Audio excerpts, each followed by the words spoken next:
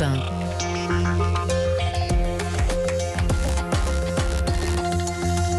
1. Les experts européens sont avec nous. Emmanuel Dutheil pour l'économie, Vincent Hervouette pour l'international. Bonjour messieurs. Bonjour Dimitri. Bonjour Dimitri. Vincent, vous revenez sur l'attribution du prix Goncourt hier au Sénégalais Mohamed Mbougassar et le Renaudot est à Amélie Nothomb. Vous nous parlez ce matin de la francophonie. Oui, j'ai pas lu la plus secrète mémoire des hommes. Je vous l'offrirai peut-être à Noël. Mohamed Mbougassar était le favori, il le mérite sûrement, bravo, tant mieux. Il y a beaucoup de perfidie et de médiocrité à considérer que c'est un prix Goncourt woke qui sacrifie à la mode du moment, que chez Drouan, les jurés tous blancs et la bouche pleine ont combattu les privilèges des blancs. Mais il y a encore plus de naïveté à croire que le couronnement de cet écrivain sénégalais et en même temps d'un auteur belge avec le Renaudot à Amélie Nothomb manifeste la bonne santé de la francophonie. C'est le contraire. La francophonie va mal, elle crève. Vincent, il y a quand même de plus en plus de gens qui ont le français en partage, comme l'on Oui, comme le dit la formule. 12% de la population mondiale. On parle cette langue sur les 5 continents et selon les prêchis-prêchats officiels, en l'an 3000 ou 4000, il y aura des milliards de locuteurs français. Comme si la diffusion de la langue suivait les projections démographiques en Afrique.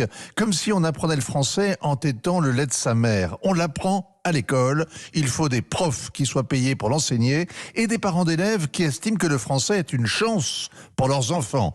Qui peut être sûr qu'il y en aura encore dans 30, 50 ou 100 ans, alors que les bourgeois du Caire, de Casa, de Bucarest, de Phnom Penh envoient leur progéniture dans des facs anglo-saxonnes, comme le font d'ailleurs les bourgeois français. Alors, défendre le français, Vincent, c'est la raison d'être de l'Organisation internationale de la francophonie. Elle avait été créée pour ça il y a 50 ans, mais l'organisation a été refondée par Jacques Chirac, qui voulait en faire un petit ONU.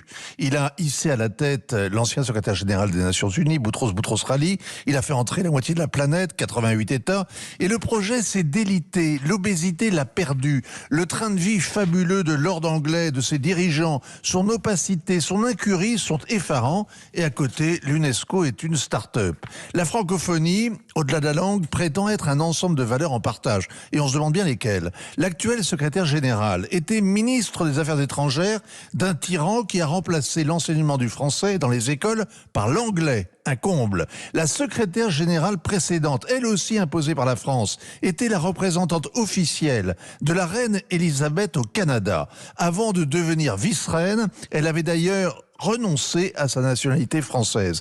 Conséquence de tous ces scandales. Le mois dernier, le sommet de la francophonie a été repoussé d'1 an et ça n'a même pas fait une brève dans nos journaux. Vous dites que le premier problème de la francophonie, en fait, est dans la tête des élites françaises.